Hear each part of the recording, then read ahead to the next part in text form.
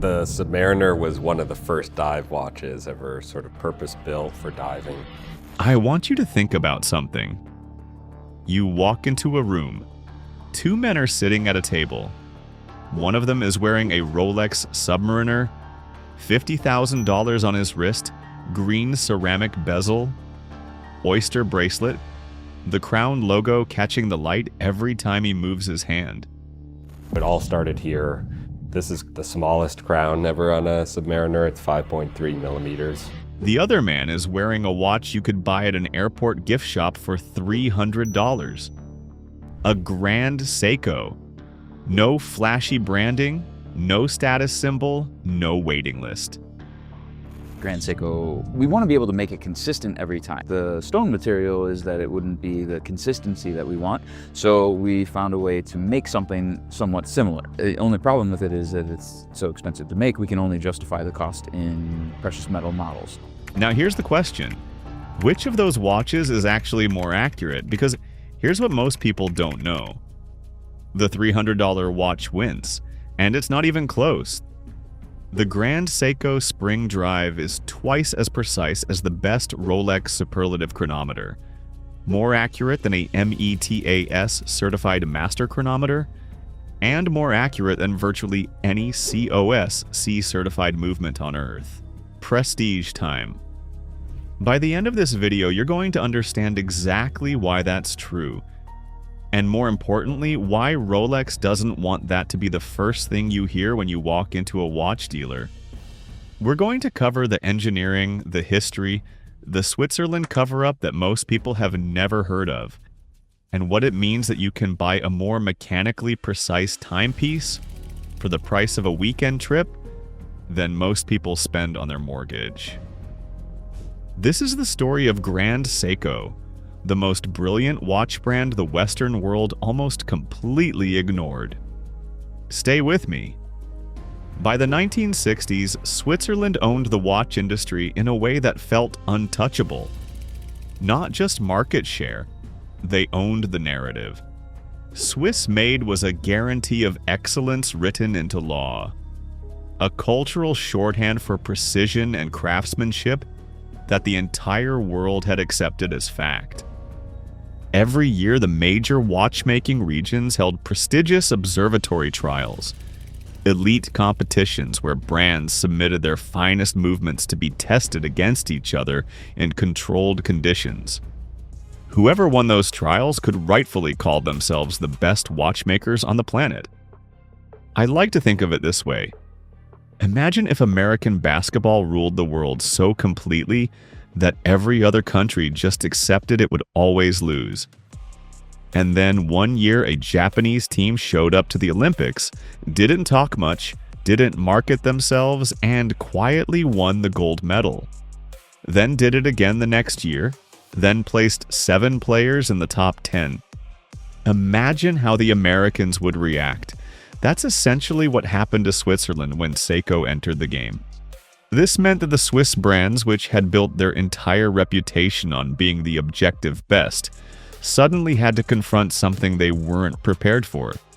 A competitor from Japan who could out-engineer them on their own terms, and do it for a fraction of the price. Enter Kintaro Hattori, the founder of what would eventually become the Seiko Watch Corporation. Hattori founded the company in Tokyo in 1881, Chrono 24, with a simple philosophy: build the most accurate watches in the world and make them accessible to ordinary people. That philosophy passed through generations of engineers at Seiko, each one more obsessed with precision than the last. By 1960, that obsession produced something remarkable. Grand Seiko released its first watch, the reference 3180, in 1960. And the Japanese company's aim was to produce a mechanical watch that was on par with the best watches from Switzerland and exceeded the Swiss chronometer standard. Chrono 24. That first watch reference, 57GS, was distinguished by its elegantly understated design. Most of them stayed in Japan. They were not a cheap watch at the time. Seiko were not a well-known company in Europe at the time. a round, slim gold case, long faceted appliques at the hour markers, stylized razor-shaped hands, and a high-precision in-house movement. Teddy Baldassari. What if a Japanese watchmaker could not just match the Swiss, but publicly, provably beat them at their own game? That was the question sitting at the center of Grand Seiko's entire early existence. Grand Seiko entered the European observatory trials with two clear advantages that the Swiss establishment hadn't fully accounted for. First, their movement frequency. Most mechanical watches beat at 28,800 vibrations per hour. Grand Seiko's engineers developed their high-beat movement to run at 36,000 vibrations per hour, while simultaneously maintaining up to 80 hours of power reserve, solving the friction problem that higher frequency traditionally creates. Real men. Real style higher frequency means each second is divided into more increments, which means more precision in the measurement of time. The Swiss were doing this at 28,000. Grand Seiko was doing it at 36,000 and matching the power reserve. That was a feat of engineering that should have been impossible, and Grand Seiko just did it quietly. Second, their testing standards. Whereas COSC, the Swiss Chronometer Certification Agency, allows a daily deviation of -4 to +6 seconds per day for a movement to qualify as a chronometer, Grand Seiko's internal standard requires -3 to +5. In contrast to well-done but understated movement finish techniques, the dial on this white birch is one of the most striking of any Grand Seiko watch. Watchfinder. They held themselves to a stricter internal standard than the Swiss were requiring of their own industry. Third, the spring drive. This was the engineering breakthrough that changed everything. Seiko's engineers began working on spring drive as early as 1977, and it finally reached commercial production in 1999. Teddy Baldassari. The concept was radical.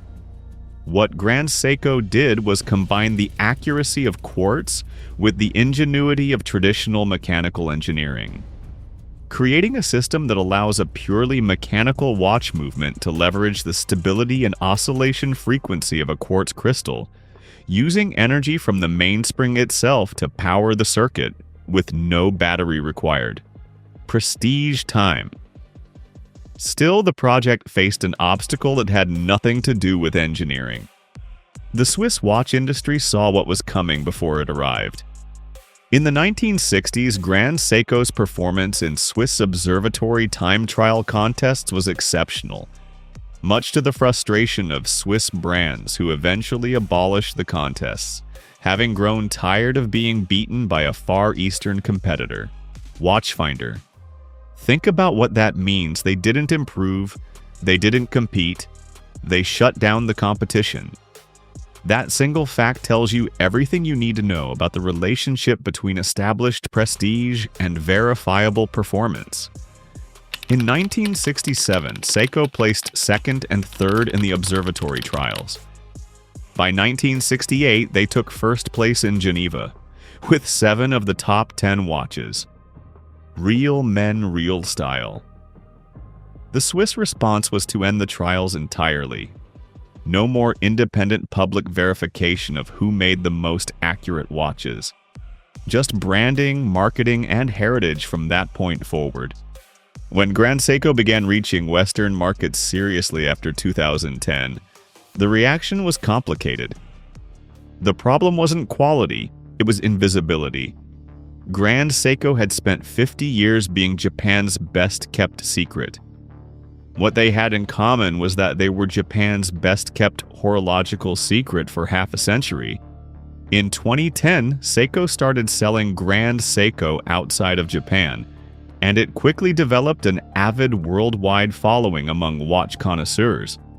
So much so that Grand Seiko spun off from the parent Seiko brand in 2017. Teddy Baldassari. But here's the problem that Grand Seiko still hasn't fully solved. Rolex had 50 more years of advertising, cultural placement, and celebrity association. You didn't buy a Rolex because it was the most accurate watch. You bought it because it was on the wrist of every powerful person you'd ever seen in a magazine.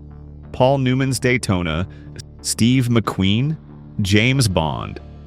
The Rolex had become something that a mechanical movement could never be on its own.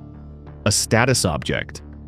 The Grand Seiko community values finishing, accuracy, and quiet design.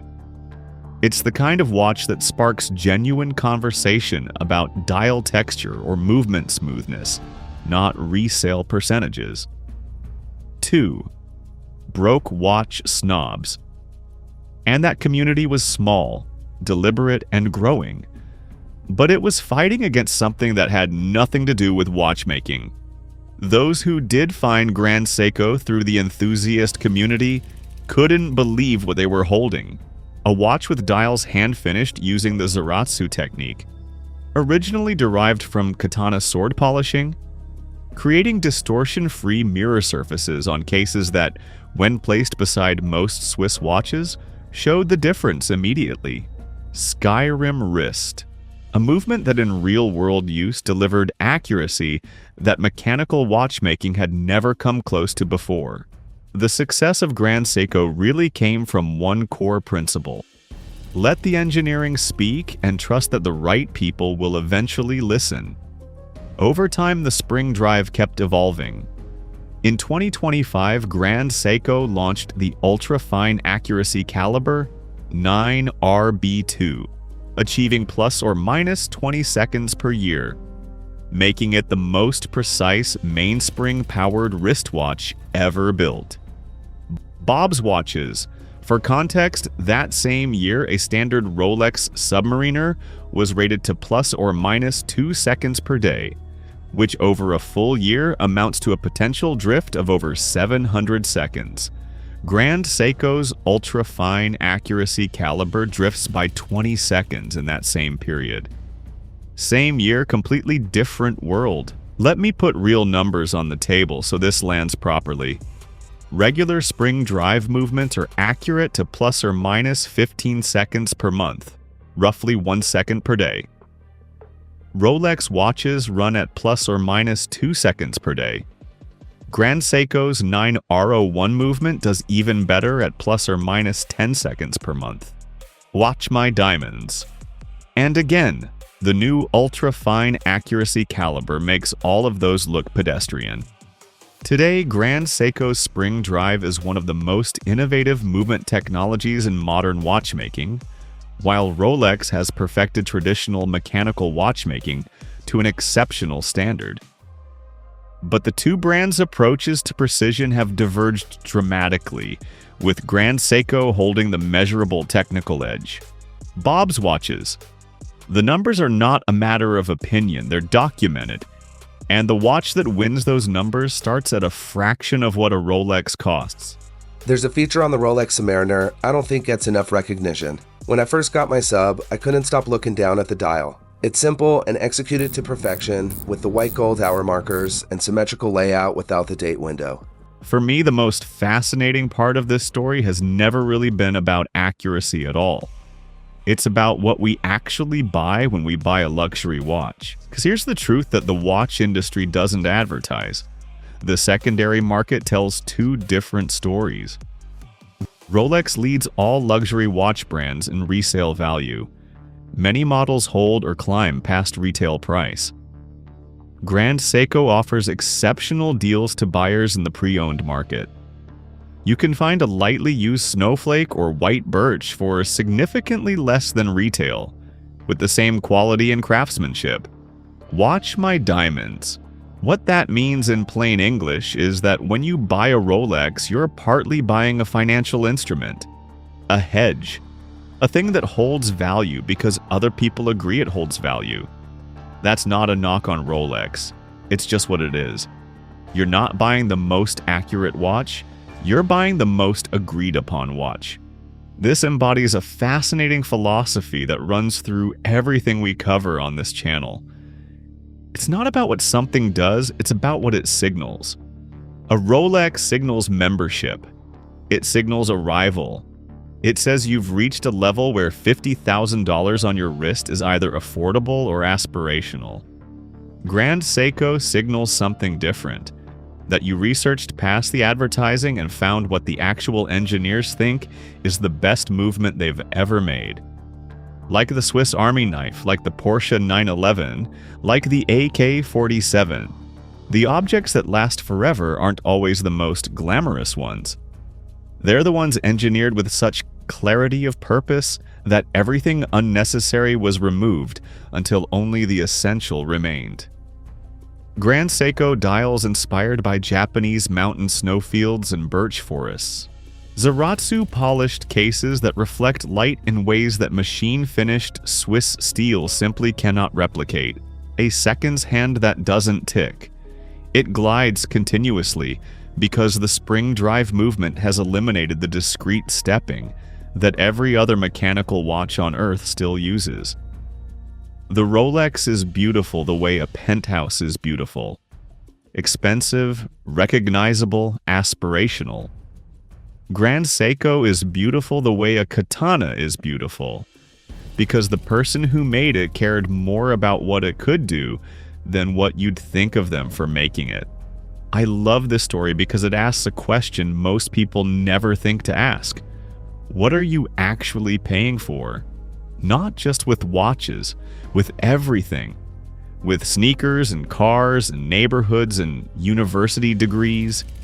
At some point in most luxury markets, the gap between what something costs and what it does becomes so wide that you're essentially paying for consensus.